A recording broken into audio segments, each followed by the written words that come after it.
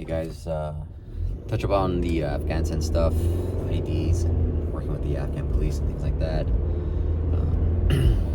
Right now, just doing the whole like breath work and PTSD and ideally, I want to help those who help others, right? So first responders, veterans, frontline workers, things like that. Or people like that, I should say. I just want to touch up on victim mentality and how poisonous it is for anyone. I mean, you go into that mindset, and it's so hard to dig your way out of that.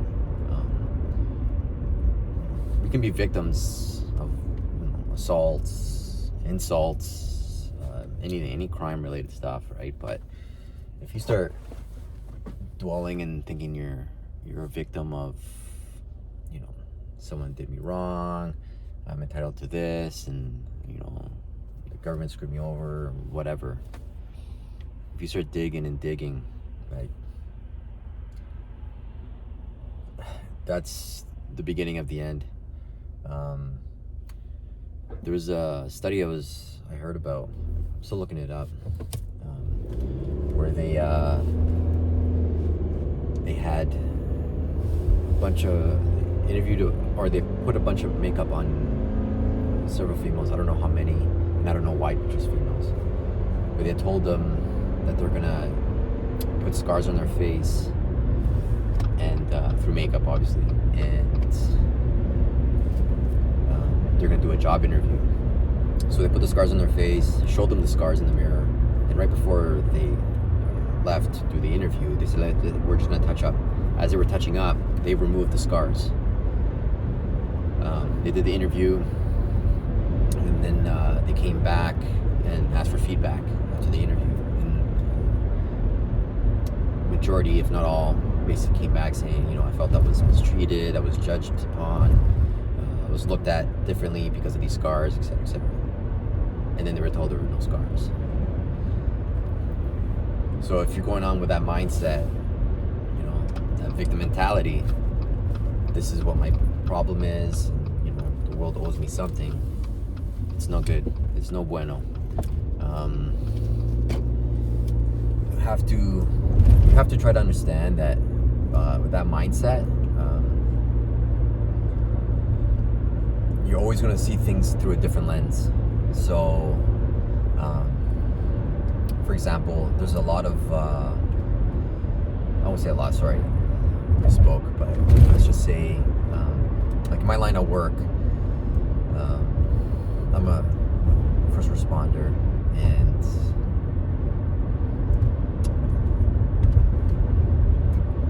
the issue people will complain about, like, hey, I've been mistreated because of my sex orientation, my gender, or my race. So then when I asked for further questions, okay, can you dig further? Can you tell me more? How did this happen? Well, the person said this, or the person said that, or the person did this, the person did that. And then you're like, okay, well, how are they still mistreating you because of your race, sex, or gender? And they couldn't fathom they couldn't explain it any further. So, I'll give you one example.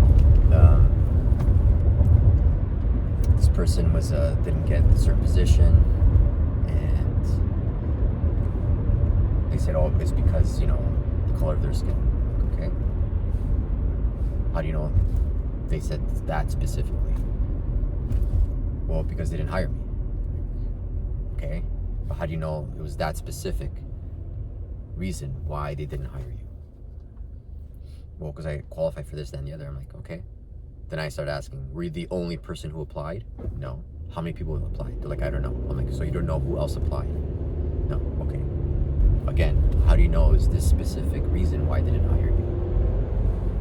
Well, because it's obvious. Okay? If it's obvious, then explain to me why. Or how. Nothing. Got the same answers as circle argument. I'm like, you still haven't explained as to why. So obviously he's like, okay, there's nothing here. Went to another call, heading in an apartment building, high crime area. Kid must have been maybe 3. With the mom going up the elevator, my partner kind of waving at the kid like, hey, how's it going? The kid's like pulls on the mom's arm, is like, mommy, why are the police here to kill me? At 3 years old. Now, is it the media? I can guarantee most likely. Is it the parents or mom telling them this because of what they see in the media? Most likely. Now imagine, here I am, looking at this kid. I'm kind of waving at him and he thinks I'm there to kill him. That mindset is already set into his head that you're going to fail in life, or whatever bad happens to you is because of the color of your skin. What does that do to that person? You're developing a victimhood mentality. That kid will go nowhere in life, or will never succeed in life because of that mindset. When I was in Afghanistan, we were on a checkpoint, and there's a bunch of kids running around, things like that. And the kids love pencils, they like, drawing and coloring and all that stuff. So we would give out pencils, kind of build bridges and things like that. And then this bunch of kids were coming up to us, and we're kind of giving candies, chocolates, waters, and pencils and stuff.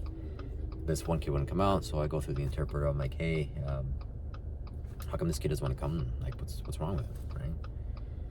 And then the interpreter's like, asks him, he's like, hey, what's wrong? Like, how come you don't want any of the stuff? He's like, no. He's like, they're here to kill me. So I asked the kid. The kid was maybe 9, 10 years old. So I asked the interpreter, asked the child, I was like, ask him if he thinks I'm here to kill him. How come I haven't killed him yet? So he asked, and the kid was just like stunned. He's like, yeah, how come that hasn't happened? If that's why I'm here. So just the thought of just giving him the ability to think of it. Like, yeah, you were told this one thing. Is it true? Figure it out for yourself, right? And then obviously it's not true, right? So it's things like that cause people to dwindle worse and worse and worse. It's the environment, obviously, right? I mean, like, even in like 80s and 90s, and like, you didn't hear so much about this victim mentality. It's more just like, okay, you want something, go after it mindset. But it seems like lately it's just this, like, it's okay to let your emotions out and stuff like that. And as a man, there's a time and place for that. Funerals and births of kids and stuff like that, of course. But for the most part, men are seen as the rock of the relationship, and women are obviously more emotional. So imagine now all of a sudden you're constantly seeing, as a female, seeing your boyfriend, husband constantly crying. So it's like, if this person's supposed to be your support rock, or your support or your rock, and someone to lean on, and they're constantly, breaking down, then how can you depend on them, right? Now, yes, it's okay, cry if you have to, right? I get it, right? But to constantly, like, that's why most men don't want to show emotion. It's a sign of weakness. Yes, it's a sign of weakness. Men have to be strong. We're the ones who go to war, we're the ones who support families and things like that, right? So it's, if we're showing any signs of weakness, and that starts deteriorating, right? We start crying often, cry more and more and more, and then we become weaker and weaker and weaker. No, I'm not saying because you cry often, it doesn't mean you're weak, but it leads up to it.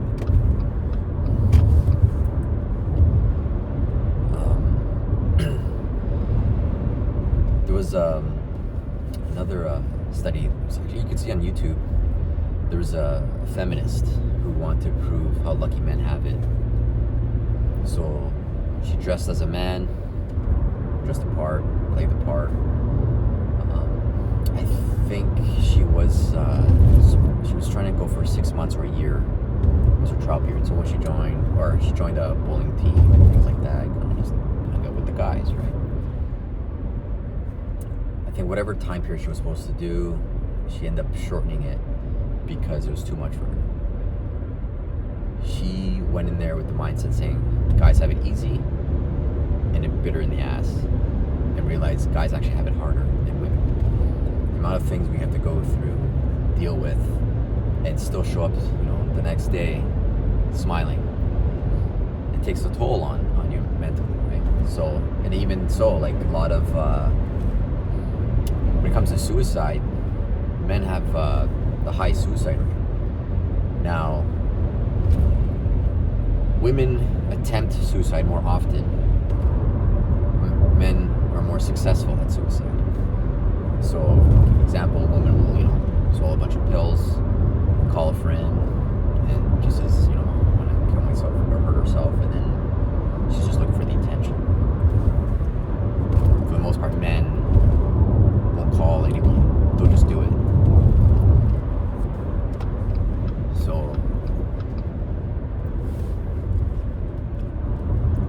I'm not here to compare, who's got it worse.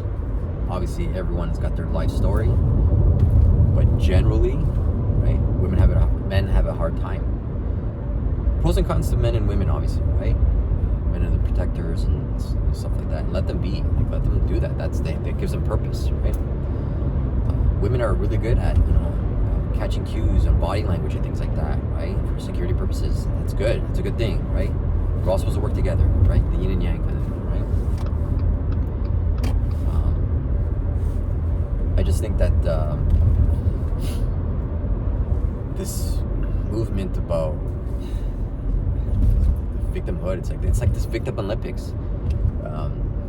Someone would say, "Oh, I'm diabetic." Okay, I'm sorry, diabetic. Okay, yeah, but the other person, well, I'm a diabetic and person of color. Okay, you're diabetic. Oh, I'm a diabetic person of color and part of the LGBTQ people, and okay, and then it just goes on and on. It's just like, okay, and life is all about trade-offs, like the great Dr. Thomas Sowell said.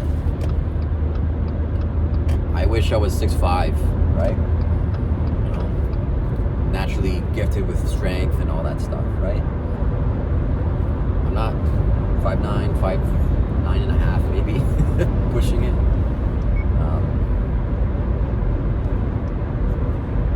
There's some people who, really good looking, right? They were given, Brad Pitt is an example, right? A lot of women want him, right? Great, okay, good for him. Not everyone's like that. There's some guys who, Bill Gates, not the best looking guy, right? But smart guy, made billions, right? Trade-offs, right? There's a good video. It's pretty interesting, but there's a bit of truth to it. It's the Crazy Hot Matrix on YouTube, and he breaks down, crazy access and the hot access, and basically says, there's some women who are so crazy, but so ugly, that's your no-go zone. There's some women who are crazy but really hot. It's like your play zone. He breaks it down further. Then there's like the marriage zone and all that stuff, right? And then there's the other version, the male version, where it's like the cute access and the rich access or money access. And if a guy is really ugly and poor, it's women's no-go zone. Or if he's really cute and broke, that's their play zone. But if he's really ugly but super wealthy, that's their marriage zone, essentially, right? So obviously he's taking it tongue in cheek, but there's a bit of truth to it. Women are constantly looking for resources. That's just innate in their DNA, and men are designed to spread their seed. The higher value man, so let's just say, a guy who makes 7 figures plus, really good looking, in shape, things like that. That's a high value person for men. And then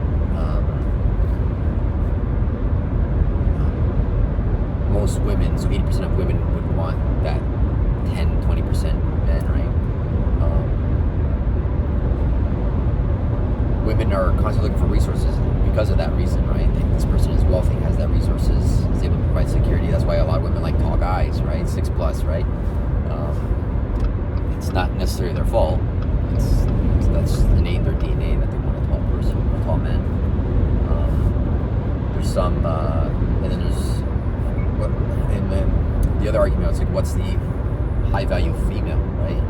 And it's, for the most part, all men want is, this youthfulness. And the reason for youthfulness, I'm not talking about 15, 16-year-olds, but the reason why they want youth is because, again, it's innate in their DNA. They want to spread their seed, and the younger you are, the easier it is for you to get pregnant, right? So that's the reason. Women in their 20s, they always want a long list of how they want their man to be. He's got to be able to cook. He's got to be able to, talk to kids, and he's got to be, heartwarming. He's got to be funny. He's got this long list. And as they get older, the list gets smaller and smaller. It's like, in their 40s, so like, I just want someone who's nice with me. Right? Again, not their fault. It's just, they're looking for that alpha man or alpha individual to have their offspring with. That's how we've carried on as a civilization, right? There's a lot of lately. There's a lot of this push against feminizing men, and again, whatever your sexual orientation is, hope you have fun. Hope you're enjoying it. Hope you're a good, loving person. I could not care less. When you start pushing the narrative that I'm supposed to see you as a certain individual, when science says otherwise, why are you pushing your narrative on me? I'm not pushing my narrative on you. If I was a super religious person and I'm pushing my religious views on you, you're gonna you can't do that. You're absolutely right, I can't. Live your life. It comes up in the poem, right? Do whatever it is you want. If 2+ parties are happy and no one's being bothered by it, go nuts. As long as it doesn't affect me, I don't care. But when it does start to affect me, that's when I start to care. This freedom of speech thing is getting really bad now. Is it freedom of speech, or is it freedom-ish of speech, right?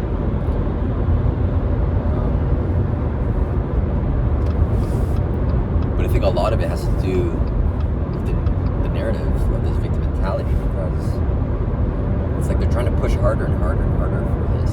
And there's a few historians who've said that every time a collapse of an empire, that empire has become feminized just before the big collapse. So the Roman Empire, the Greek Empire, etc. The way they would see this, observe this, is through their statues. So there's, the beginning of this empire, they see, a lot of the male statues, muscular, with weapons, this warrior mindset, or this warrior image. And then at the tail end of the empire, all of a sudden, these statues become more feminized.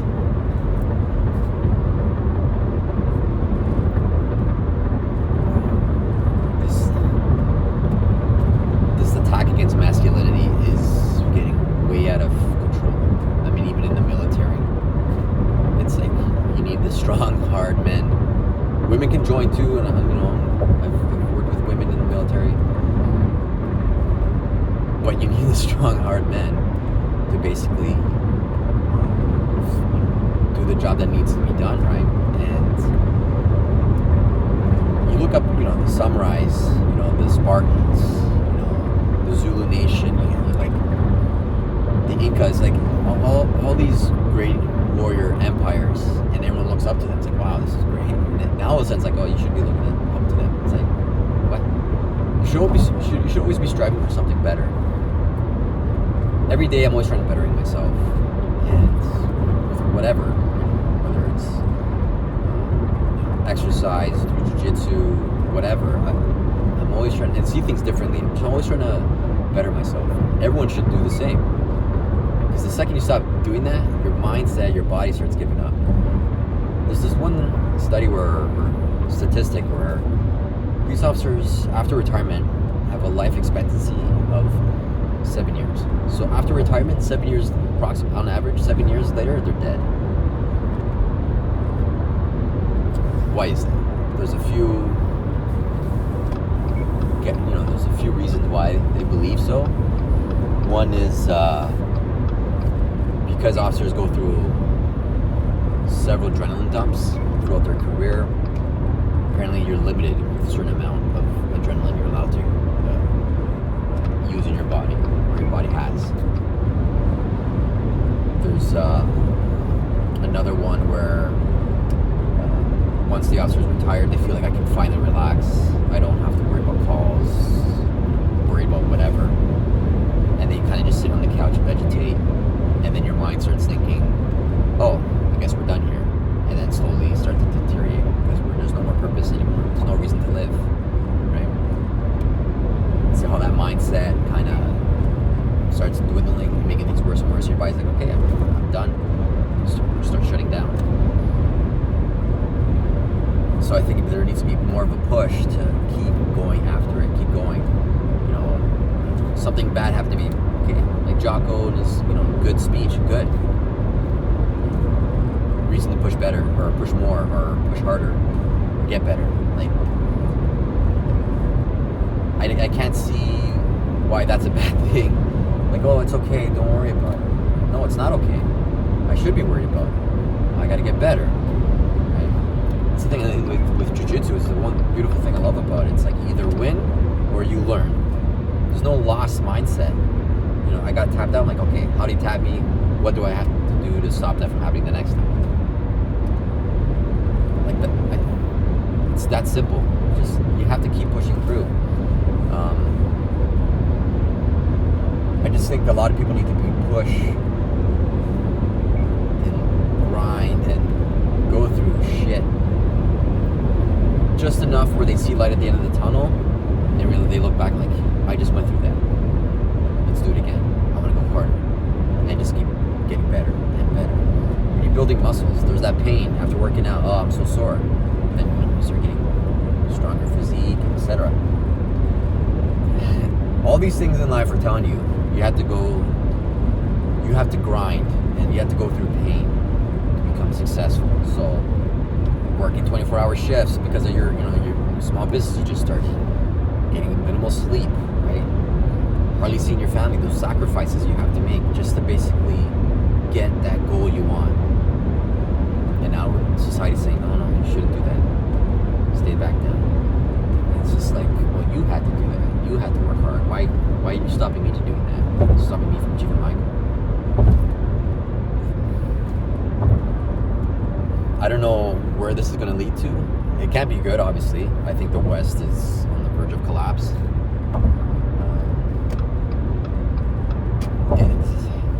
I just find it's a lot of, obviously not all, but this leftist mindset. So I'm an officer, and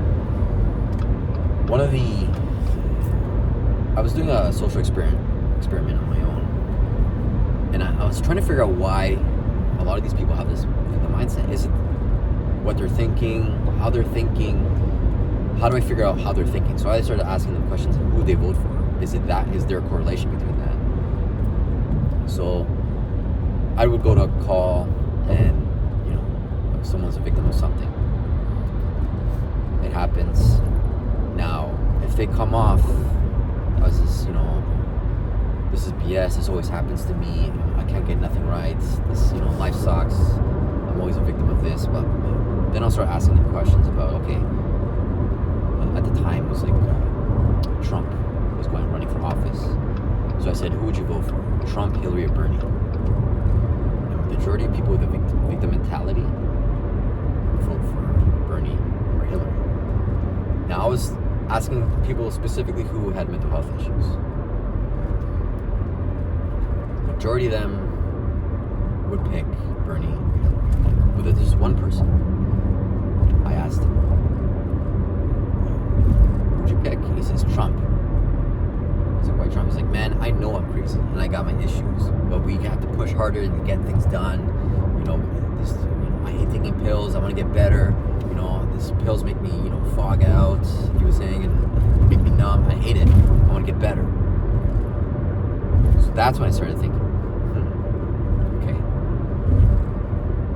it's not necessarily people with mental health issues. I don't want to say majority are very left-leaning, but the ones with the mental health issues who are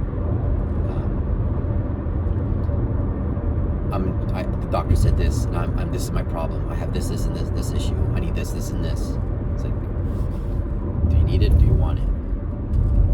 So, I don't know, just food for thought. And yes, there's a lot of people who have mental health issues who are not victim. They don't have that victim mentality, right? So, shout out to you, Chris. Good job. Keep pushing, right? Therapist free, right? It's good, right? Got that, you're on that right path, right? Keep pushing. But that's it for now. So I guess I'll keep thinking about it tonight, and we'll go from there. Talk to you guys later.